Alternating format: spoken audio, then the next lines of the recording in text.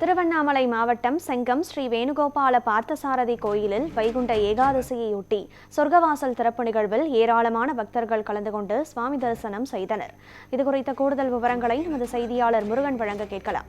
வணக்கம் முருகன், அங்கு செங்கத்தில் இருக்கக்கூடிய இந்த குறிப்பிட்ட பெருமாள் கோயிலில் சொர்க்கவாசல் திறப்பு எவ்வளவு கோலாகலமாக நடைபெற்றது? பக்தர்கள் எவ்வளவு பேர் இந்த விழாவில் பங்கெடுத்தார்கள்? பக்தர்கள் சொல்லும் கருத்துக்கள் என்னென்ன? வணக்கம் கனகதாரா.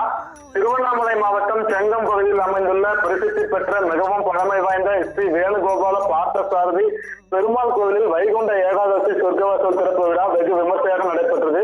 செங்கம் பெருமாள் கோவிலில் வைகுண்ட ஏகாதசி அதிகாலையில் திறக்கப்படும் சொர்க்கவாசல் வழியாக சென்று பெருமாளை தரிசிப்பது பெரும் புண்ணியம் தரும் என்பதனாலும் வைகுண்ட ஏகாதசி முன்ஜென்மம் மற்றும் இந்த ஜென்ம பாவங்களை போக்கும் என்பது பக்தர்களின் நம்பிக்கையாக உள்ளதாலும் உள்ளூர் பக்தர்கள் மற்றும் வெளியூர் பக்தர்கள் ஏராளமானோர் கடும் குளிரையும் பொருட்படுத்தாது பக்தர்கள் பெருமளவு அதிகாலையிலேயே குவிந்து சொர்க்கவாசல் திறக்கப்பட்டதும் ஸ்ரீ ருக்குமணி சத்யபாமா வேணுகோபால பார்த்தசாரதி பெருமாள் ராஜ அலங்காரத்தில் காட்சியளித்து சொர்க்கவாசல் வழியாக ஆனந்தத்துடன் வெளியே வந்த போது அங்கு குவிந்திருந்த பக்தர்கள் கோவிந்தா கோவிந்தா என பக்தி முழக்கங்களிட்டு சாமி தரிசனம் செய்தனர்.